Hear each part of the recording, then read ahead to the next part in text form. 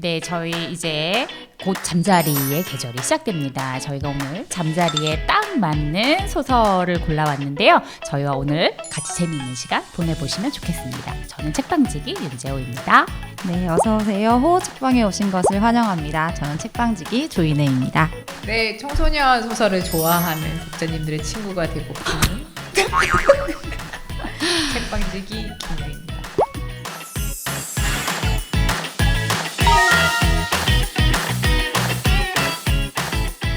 저희가 오늘 독자님들께 소개해드리고 싶은 책은 바로 킹과 잠자리라는 외국 청소년 소설입니다. 이 책을 일단 저희가 어떻게 소개해드릴 수 있을 것 같으냐면요. 이 책은 2020년 전미도서상에서 청소년 상을 수상한 책이에요. 그래서 이 전미도서상은 미국에서 굉장히 권위 있는 상으로 알려져 있는데요. 저도 일단 제목을 보고 굉장히 뭐지? 하는 생각을 가지게 되었어요. 왜냐하면 우리나라에서 좀 자주 쓰는 그런 성격의 제목이 아니잖아요. 그래서 아니 왜 잠자리지? 잠자리는 우리나라에서 자주 쓰는 곤충이 아닌데 라는 생각이 들었지만 나비 정도나 꿀벌 정도가 나와야 되는 거 아니냐. 하지만 이 소설을 다 읽고 나서는 너무나 제목과 맞춤하다라는 생각을 가지게 되었고요. 표지에도 이 킹과 잠자리가 아주 아름답게 그려져 있습니다. 저도 이 책을 읽으면서 정말 이 책 진짜 대박인데? 막 이런 생각이 드는 거예요. 읽으면 읽을수록 뒤로 갈수록 점점 약간 뒤에 내용이 더 궁금해서 계속 보게 되는, 그래서 되게 흥미롭게 읽었는데, 저희가 보통 청소년 소설하면 저희가 소개해드렸던 책들도 그렇지만 보통은 국내 작가님들의 좋은 청소년 소설을 많이 읽고 많이 권하고 있잖아요.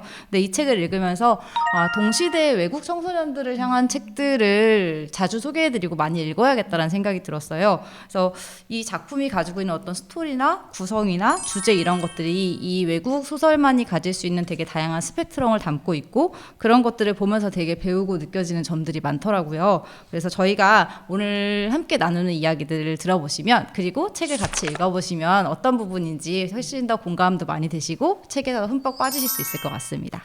저희가 이 영상 시작하기 전에 그 시작하는 그 오픈을 하는데 재호님이 너무 화들짝 놀라서 깜짝이야.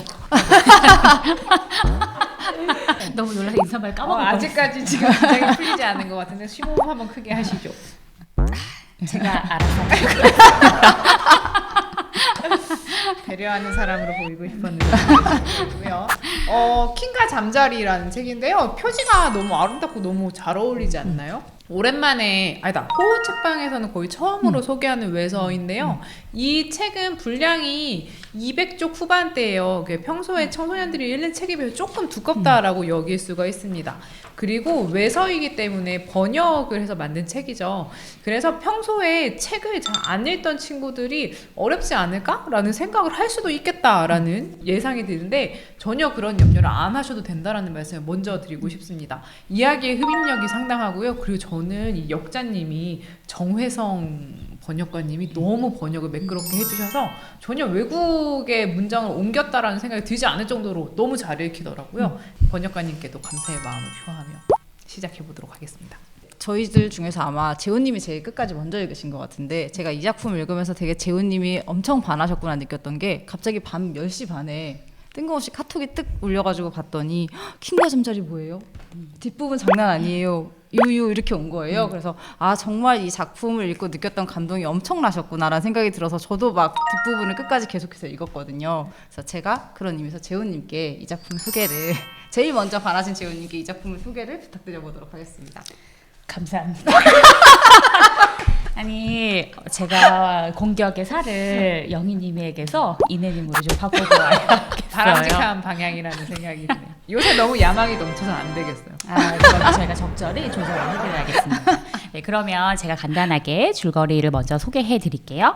킹이라는 남학생이 있는데요. 이 남학생이 샌디라는 친구와의 사이에서 벌어지는 일인데, 이 친구와의 관계 속에서 자신의 성 정체성을 깨달아가는 이야기입니다.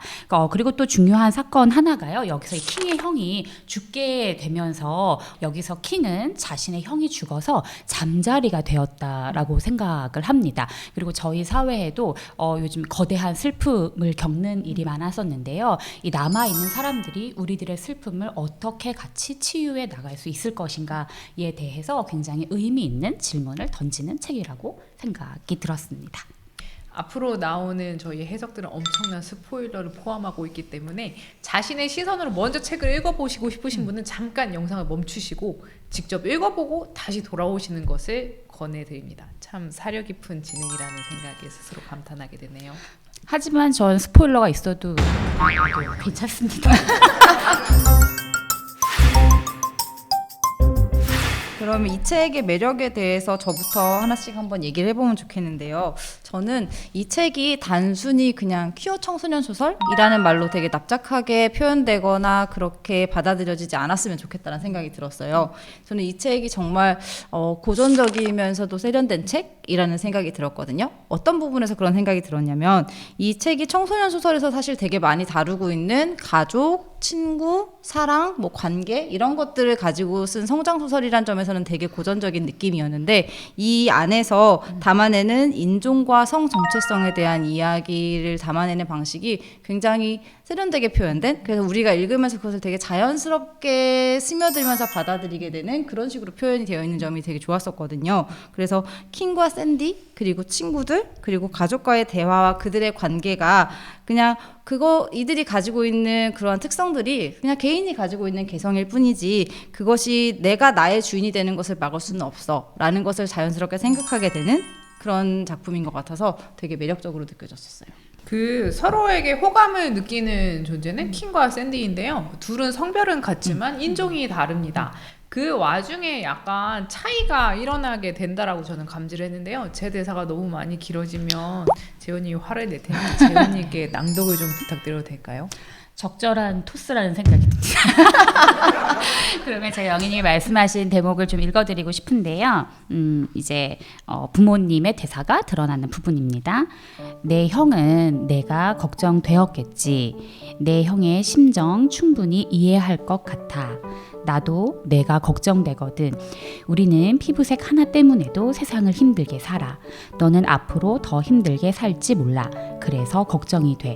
하지만 킹, 너는 용감한 아이야 라는 부분이 나오거든요. 부모님의 대사인데요. 부모님이 이제 이 킹이 걱정이 돼서 이야기를 하는 부분인데요. 저희도 왜 너 대신 내가 대신 아파주고 싶어 이런 말을 할 때가 있잖아요. 어떻게 보면 부모는 그 자녀가 겪게 될 장애를 되게 치워주고 싶어 하는 마음이 있는데, 저도 앞부분에는 좀 외국 소설 같은 느낌이 있다라는 부분으로 읽었지만 정말 뒤에 넘어가면 넘어갈수록 이건 미국 소설이 아니라 너무 몰입이 되는 우리나라 분위기로 읽어도 전혀 이질감이 없는 소설이다라는 생각이 들었어요. 그래서 왜 그럴까라는 생각을 해보니까 이 차별과 혐오라는 문제가 우리나라에서만 있는 문제가 아니라 전 세계적으로 굉장히 중요한 이슈구나라는 생각이 들어서 저도 모르게 이 소설에서 좀 킹미어될 뻔했다는 이야기.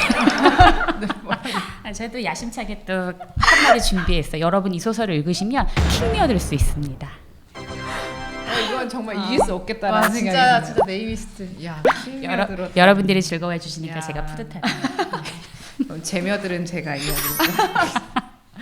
아까 말씀드린 대로 이 소설은 성 정체성이 큰 소재인데요. 사랑, 그러니까 서로에게 호감을 품는 두 존재의 인종이 다르기 때문에 일어나는 차이를 지금 재호님께서 말씀해 주셨어요. 상호 교차성이라는 개념이 있는데요. 이건 개인이 가진 특성들, 인종, 성별, 종교 등등등의 그 특성들이 여러 개가 결합됐을 때 생겨나는 새로운 차별을 상호 교차성이라고 이야기를 합니다.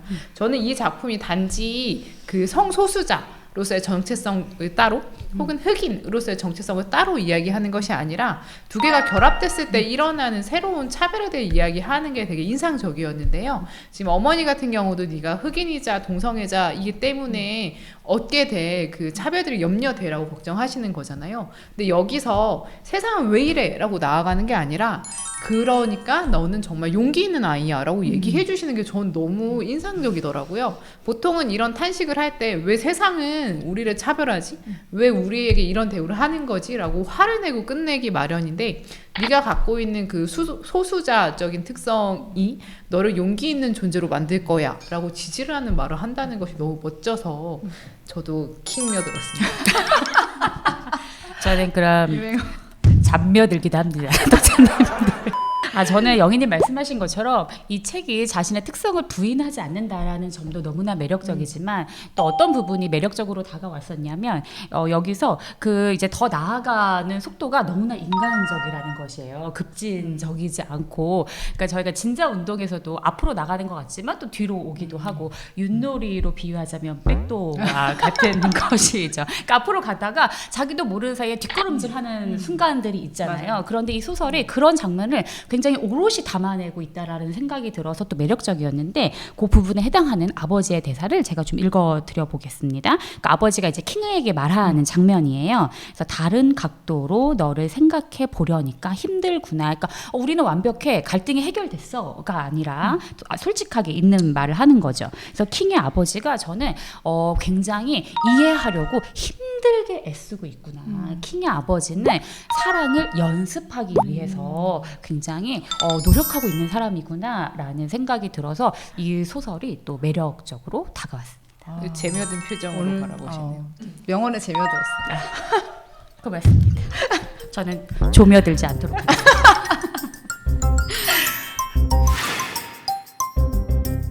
저희가 각자 좋았던 문장들을 한번 같이 얘기해 보면은 이 작품을 좀 더 풍성하게 느끼실 수 있을 것 같은데요.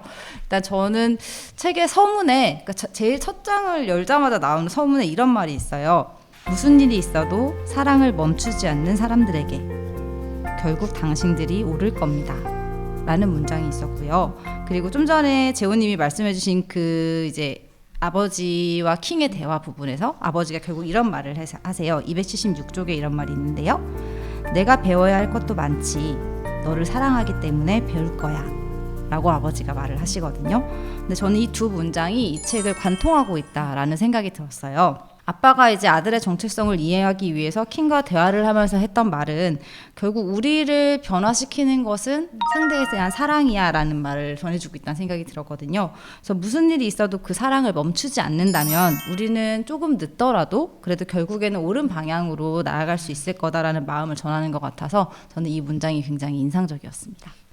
네, 저도 이내님이 말씀하신 그 서문에 있는 문장이 너무 좋았어가지고 책을 펼치자마자 그 문장을 보고 일단 이거 뭐지? 하고 가슴이 좀 쿵 하는 느낌이 들었었거든요. 저는 제가 골라본 문장은 241쪽입니다. 이드리스 고모는 한마디도 나누지 않아도 상대의 기분이 어떤지 알아차리는 사람이다. 마지막 층계에 발을 올렸을 때 고모가 묵직한 손을 내 어깨에 얹는다 라는 문장을 골라봤습니다. 이유가 여기 이제 그 슬픔을 간직하고 있는 킹의 가족이 사실은 굉장히 힘들어 하는데 이 갈등을 해결해주는 열쇠가 고모에게 있단 말이에요. 근데 저는 이 갈등을 해결해주는 열쇠를 고모한테 쥐어준 것이 또 이 소설에서 인상 깊었던 이유가 그냥 부모가 아니라 어떤 제3자에 의해서 이 킹이 어떤 자신의 정체성을 받아들일 수 있다라는 게 인상적이었거든요. 그래서 이 작품이 단지 가족의 범위가 누구까지 가족이 될 수 있는가, 부모가 없어도 지지해주는 어른이 있다라면 이 아이가 정말 제대로 성장할 수 있다라는 걸 보여주는 문장 같아서 저는 이 부분을 골라보았습니다. 정말 멋있는 포인트라는 생각이 들어요. 이내님 혹시 잠자리 재훈님 얼굴 때 이내님이 보이지 않습니다. 이내님 혹시 잠자리가 무엇을 상징하는지 알고 계세요? 네, 제가 이 질문을 오늘 아침에 봤는데요. 그래서 공부해 왔을 거예요. 네, 그래서 뭔가 영희님이 빛날 자리구나라고 생각을 하고 잠자리가 뭘 상징하는지는 저는 잘 모르겠는데. 배려의 아이콘이시네. 근데 저는 약간 다른 이야기긴 한데 잠깐만 이야기를 하면은 보통 우리나라 문학에서는 누군가가 죽고 나면 나오는 곤충이 나비잖아요. 근데 이 작품에서는 그게 잠자리를 형상화된다는 점도 되게 약간 비교해서 볼 수 있는 포인트에서 되게 흥미로운 부분이었거든요. 근데 이제 빛나야 되니까 영희님께서 잠자리 상징이 뭐죠? 사실 잠자리의 상징 네이버 검색하면 나오지만 저를 빛나게 해주기 위해 검색을 참아준 이내님 감사합니다. 잠자리가 변화와 성장을 의미한다고 하더라고요. 그래서 저도 이번에 처음 알게 됐는데 왜 잠자리가 너무 궁금한 거죠? 찾아보니까 그런 의미가 있었어요. 사랑하는 형이 세상을 뜨고 나서 그것을 인정하고 싶지 않았던 거죠. 그래서 잠자리를 형이라고 상정하고 자꾸 잠자리를 찾던 킹은 힘든 일이 있을 때마다 자꾸 잠자리를 찾는데요. 소설의 말미에서 잠자리를 더 이상 찾지 않겠다고 작별하는 모습이 나옵니다. 제가 그 부분을 읽어보자면 282쪽입니다. 칼리드 형은 잠자리가 아니었다. 내가 만지거나 볼 수 있는 존재가 아니었다. 하지만 형은 줄곧 나와 함께 존재했다. 앞으로도 이 세상 끝나는 날까지 형은 나와 함께 존재할 것이다. 나는 눈을 감고 칼리드 형에게 짧은 기도를 한다. 형을 사랑하고 형이 보고 싶다고 말한다. 내가 잠자리들에게 작별 인사를 할 때 단순히 우연의 일치일지는 모르겠지만 내가 안녕이라고 말하는 순간 잠자리들이 갑자기 하늘로 날아오른다. 공중을 빙빙 돌며 점점 높이 날아오르는 잠자리들의 날개가 우주의 온갖 색깔로 반짝거린다. 킹은 혼자 감당하기 어려운 일이 있을 때마다 세상을 떠난 형을 그리워합니다. 그런데 킹이 자신의 성적 지향을 가족 그리고 친구들과 나눴잖아요. 그러니까 킹이 의지할 수 있는 나를 터놓고 보여줄 수 있는 존재들이 현실 세계들에 많아진 거예요. 그러니까 더 이상 킹은 세상을 떠난 형을 잠자리를 통해서 찾지 않아도 되는 것이 된 거죠. 그게 킹의 성장과 변화라고 생각해요. 있는 그대로의 자신을 남에게 보여주는 것은 너무나 공포스럽고 무서운 일이지만 킹은 담대하게 그것을 해내거든요. 그래서 저는 자기 자신의 용기 그 나를 둘러싼 사람들의 지지와 응원을 바탕으로 흑인 그리고 성소수자로서의 정체성을 가진 자신이 세상에 담대한 발을 내딛는 그 용기가 보이는 장면이라 특히 인상적이었습니다. 킹과 잠자리에 대해서 저희가 오늘 많은 이야기를 나누었는데요. 제가 이제 마무리를 해보도록 하겠습니다. 여기서 주인공의 이름이 킹인데요. 굉장히 남성적인 이름이잖아요. 왜냐하면 부모님이 이 세상을 군림했던 어떤 신들의 피가 너의 몸속에 흐르고 있다라는 마음을 담아서 굉장히 거창하고 이제 강인한 이름으로 지어준 거예요. 그렇지만 킹은 부모님의 이름처럼 이 세상 위에 군림하지 않습니다. 지배하지 않고 본인이 자발적으로 나는 이 친구들 가운데 있기 원한다라는 결심으로 이 소설이 끝맺게 되는데요. 그래서 저희가 이제 작품 제목에 잠자리라는 곤충이 나온다라고 했는데, 그래서 저는 이 소설이 어떤 그 잠자리의 그 꼬리가 그리는 동심원과 같은 소설이라는 생각이 들었어요. 어떤 수직적인 방향이 아니라 그 친구들 가운데 있기 원하는 킹의 마음이 너무 아름답게 드러나는 작품이라는 생각이 들었고요. 독자님들께서도 이 적절한 긴장과 어떤 따뜻함이 묻어있는 이 작품을 꼭 읽어보시라 권해드리고 싶고요. 네, 그러면 저희는 다음에 또 만나 뵙도록 하겠습니다. 안녕.